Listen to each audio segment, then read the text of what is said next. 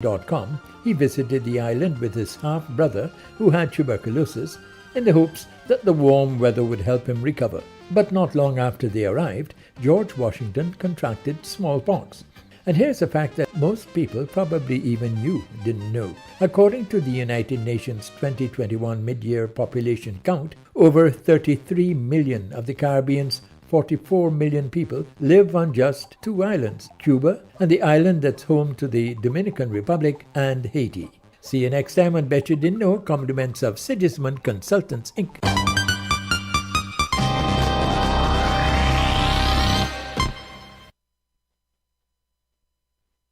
This is News Talk Radio Guyana, 103.1 FM. The time in Guyana by Pepsi.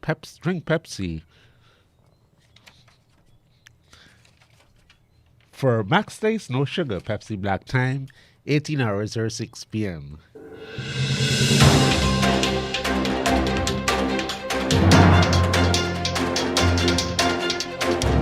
The news from Guyana, the region and the world. Compiled in the News Talk Radio newsroom and powered by DemeraraWaves.com. The news comes to you with the compliments of Kentucky Fried Chicken, KFC.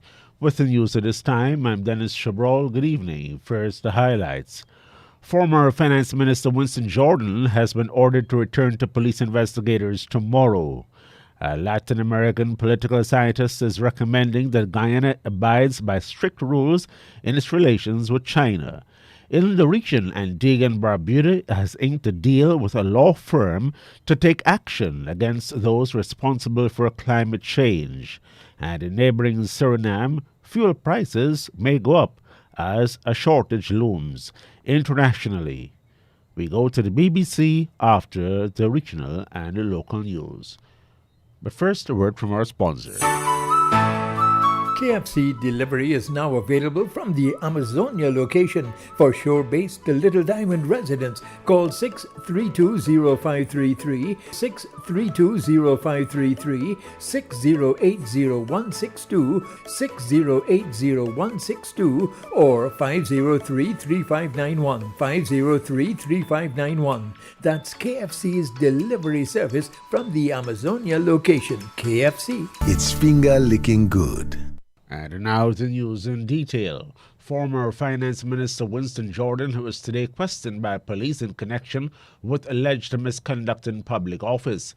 Police say that among the several allegations he faces is about the sale and vesting of the state's largest wharf facilities located at Kingston, Georgetown, valued approximately 8 billion Guyana dollars, which was sold for 110 million Guyana dollars. Police say that BK Marines Limited paid only 10% of the purchase price of $20 million, and Minister Jordan allegedly issued a vesting order passing the title to the purchaser without the payment of any further sum of monies. The Guyana Police Force says that a vesting order states that the property is being sold free from encumbrance and liabilities. Police say that the vesting order also reportedly states that no further sum of money is owed to the purchaser. Investigators say that a transport was subsequently issued for the property, and the value states that 400 million Guyana dollars is the value. According to investigators, the agreement of sale states that the title must only pass upon full payment of purchase price. Attorney at law Roysdale Ford says that Mr. Jordan has to return to the Special Organized Crime Unit at 10 o'clock. Attorney at law Roysdale Ford also says that the allegation does not have any basis and amounts to a political witch hunt. He notes that a civil action against the former finance minister for the same matter has already failed. 3 persons who allegedly offered $700,000 in bribe to a policeman to drop an investigation have been charged. Police say they have each pleaded not guilty and have been granted $40,000 bail and ordered to return to court on January 4. Those charged with a corrupt transaction with an agent are 34-year-old Vishal Munilal and a 25-year-old Kulawati Munilal, both of 45 Houston, East Bank, Demerara, and a 26-year-old Diodari Udit of 87 Gordon Street, Kitty, Georgetown. They allegedly offered the bribe to policemen at the Grove Police Station, East Bank, Demerara, on November 27 after one of them was held on 2 sentence warrants. Police have already said that Mr. Munilal was apprehended on 2 sentence warrants and escorted to the Golden Grove Police Station and placed in custody. While there, he requested a telephone call to his lawyer, which was facilitated by the police. The suspect was visited by the attorney at law, and shortly afterwards, Ms. Munilal gave him a package. Police alleged that Mr. Munilal then requested to speak to the investigating officer, and in the presence of another policeman, he gave the investigating officer $700,000 cash to forego investigations or prosecution against him. United States Professor of Latin American Studies, Professor Evan Ellis, says the Joe Biden administration should insist that Guyana and other countries abide by transparency and the rule of law. He says the U.S. should also seek to press on the importance of competent government institutions that can make well-informed and equitable decisions in awarding contracts. Other requirements, Professor Ellis says, include approving acquisitions and enforcing labor, environmental, and other laws for all firms operating in the country. He says there should be alternatives to Western sources of investment insofar as Guyana is currently benefiting from a petroleum fuel economic boom. He recommends that the U.S. Development Finance Corporation is a logical tool to channel U.S. investment towards Guyana if the focus of Guyana's current opportunities in the petroleum sector do not conflict with the desire of the current U.S. administration to focus on green projects. He says the United States' relationship with Guyana's current government is more positive than ever before, at a time when other governments in the region are turning in a notably less cooperative direction. Professor Ellis says the United States should presume that the PPP government is acting in good faith with respect to its dealings with China. At the same time, he warns that across the Guyanese political spectrum, there is a potentially corrupting impact of Chinese companies, business people, and their money. In related news, the chairman of the Western Hemispheric Subcommittee of the House Foreign Relations Committee, Congressman Albio Series, says the time has come for the United States to stop criticizing countries that do business with China. Mr. Series was addressing the committee on the topic, the Biden administration's policy priorities for Latin America and the Caribbean. As we think about how to compete effectively with China, we need to use our competitive advantage. This means tapping into our innovative private sector and deepening our network of alliances. Simply criticizing countries for doing business with China will not get us very far. We need to be at the table offering credible solutions and providing serious alternatives. We should also use our convening power to bring governments together to address challenges that transcend borders, such as the impact of climate change and increased migration from South America through the Darien Gap. Congressman Mark Green also told the House Foreign Relations Committee Subcommittee on Western Hemispheric Affairs that he is working on a law to make American businesses relocate from China. I'm working on a bill that will prioritize moving critical parts of our supply chain out of China and back to the Western Hemisphere among our allies and partners. Not only will this bill help confront the rise of China in the region, but will also increase economic opportunities and reduce some of the push factors leading to illegal migration. It's a win for the United States, and it's a win for Latin America. Congressman Green explains the socio-economic implications of China's expanding trade relations in Latin America and the Caribbean. The U.S. also faces the growing challenge of malign Chinese influence in the region. The Chinese Communist Party has been working furiously to buy off our neighbors in Latin America through its Belt and Road Initiative. However, partnering with Beijing always comes with strings attached. Over the past decade, countries in the Western Hemisphere have outsourced much of their manufacturing to China. While Latin American currencies increased in value because of the China commodities boom, many of these same countries chose to purchase relatively cheaper Chinese goods, leading to less demand for and a drying up of their own manufacturing base. This has led to an increase in unemployment and an over-reliance on Chinese manufactured goods. U.S. Congressman Mark Green.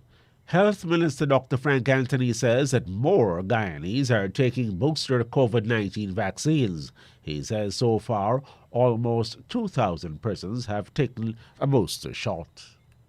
We're able to complete at least 1,914 booster doses. I think it's now picking up. A lot of people are coming forward now. Initially, it started out very slow, and a couple of the regions didn't start their booster campaign on time, but I think that's getting much better now.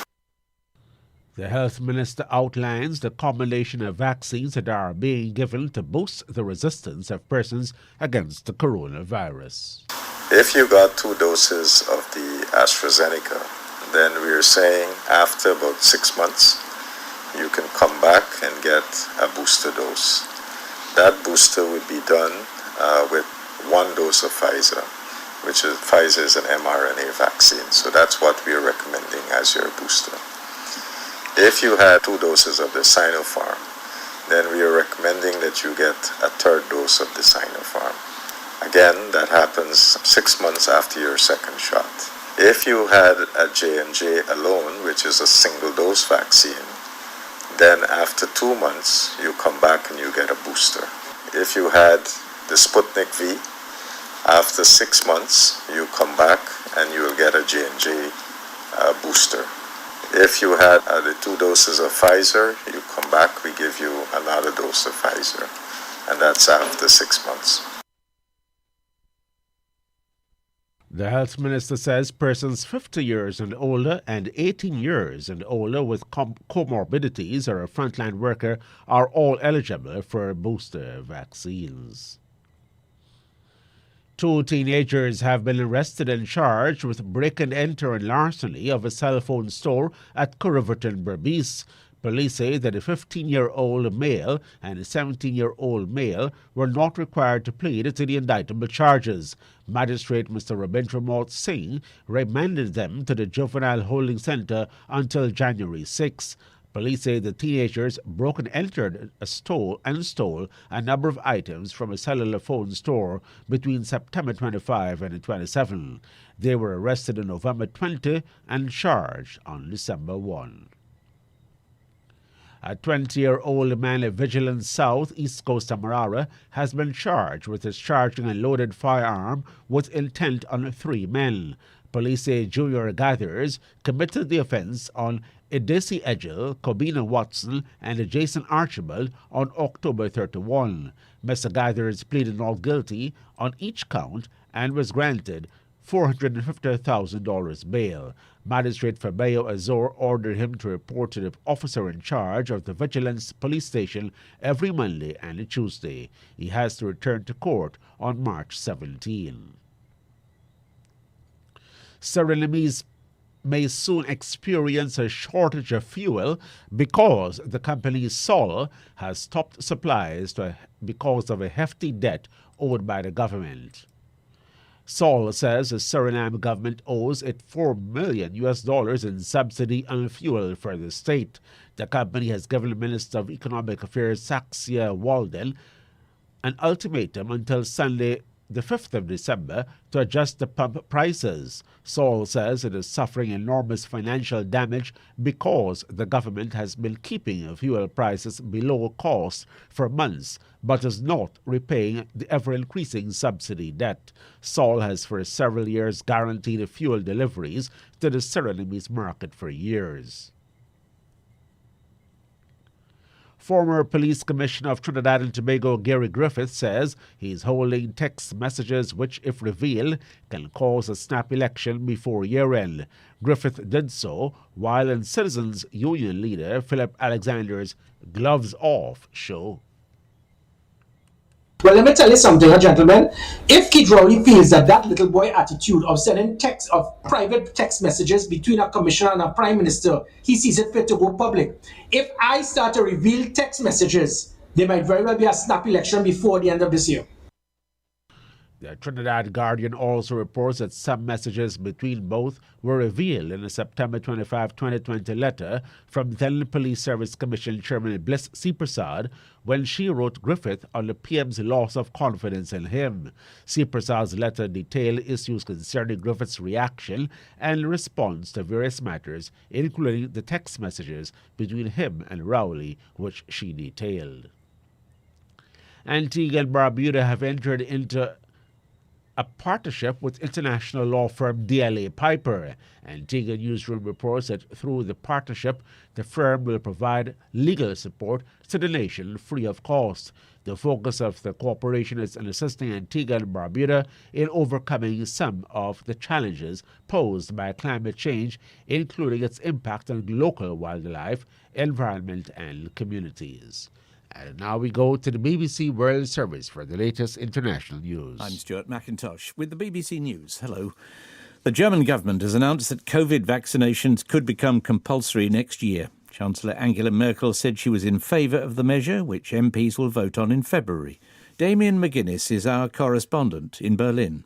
At the moment, what we're seeing is the proposals that are being put forward do seem to have support from most parties and all politicians, I should say, apart from the far-right AfD, and they do seem to have support among voters as well. The majority in polls of voters do say they are in favour of a mandatory vaccine. But as I say, it really depends how the concrete policy looks. So it's not a given just yet, but it's looking likely by February we might well have a mandatory vaccine. Mrs Merkel also revealed sweeping new restrictions on people who haven't been vaccinated. They won't be allowed in restaurants, cinemas, leisure facilities and many shops, but the ban will not apply to those who've recently recovered from the disease. The United States has reinstated a controversial migration policy that orders asylum seekers to return to Mexico while they wait for their applications to be processed. The programme was introduced by the former President Donald Trump and criticised by the Biden administration, which revoked it earlier this year. But in August, the Supreme Court ordered its resumption. A court in Libya has reinstated Saif al-Islam Gaddafi, the son of the deposed dictator Muammar Gaddafi, as presidential candidate. Mr Gaddafi had been barred from running in elections due later in December. Here's Mike Thompson. Saif al-Islam Gaddafi was disqualified last month by the country's election commission after his conviction in absentia for war crimes in 2015. He had lodged an appeal against his disqualification earlier today at the court in Sebha. Last week, gunmen prevented his lawyers lodging an earlier appeal.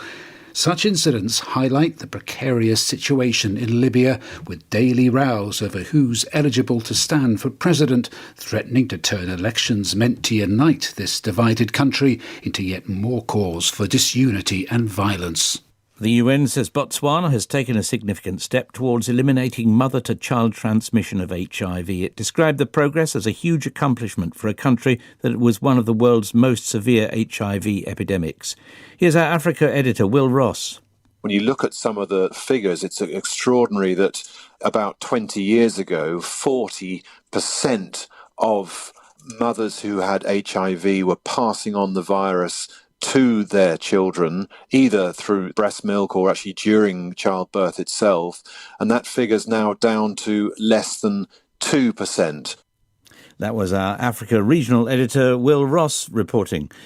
You're listening to the latest world news with Stuart McIntosh, coming to you from the BBC in London.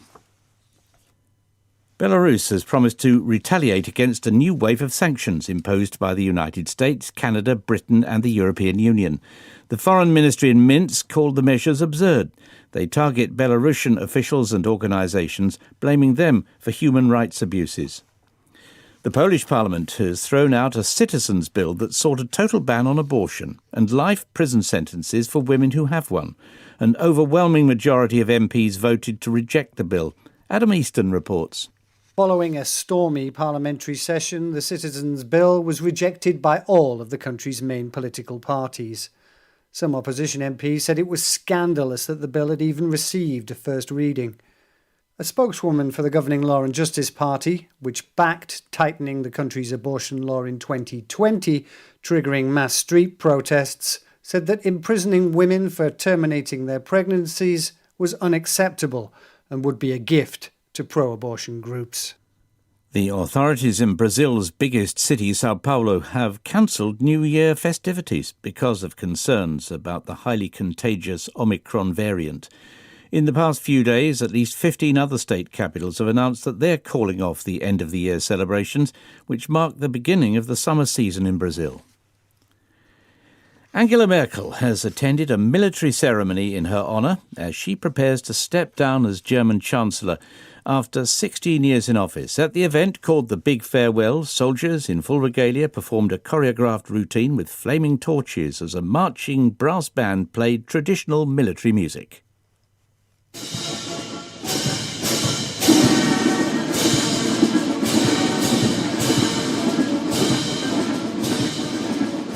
Mrs. Merkel of the Conservative CDU party will be succeeded by Social Democrat Olaf Scholz next week.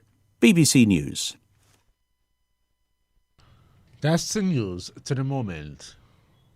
After a hard day's work, a lime at the workplace will be great, and even greater and better with KFC, with a wide choice of finger-licking meals in a wide range of sizes. Could be a birthday celebration or promotion, or a lime for no reason at all. Any lime, anytime, anywhere is better and tastier with a delicious meal from any of KFC's 9 locations, including the Amazonia Mall at Providence, open now from 9 a.m. to 10:30 p.m. KFC. It's finger licking good. Now, to end the news, a recap of the highlights. Former Finance Minister Winston Jordan has been ordered to return to police investigators tomorrow morning. A Latin American political scientist is recommending that Guyana abides by strict rules in its relations with China. In the region, Antigua and Barbuda has inked a deal with a law firm to take action against those responsible for climate change, and Surinamese may soon have to pay more for fuel because Sol has withdrawn selling fuels due to an absence of subsidy payments, amounting to $4 million. That's the end of the news that came to you with the compliments of Kentucky Fried Chicken, KFC.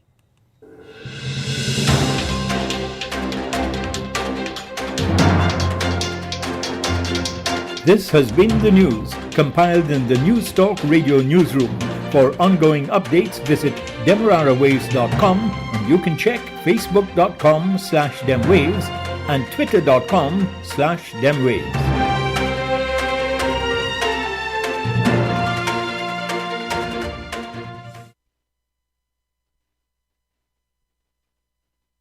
Serving Guyanese at home and overseas. News Talk Radio Guyana for accurate information blended with great music.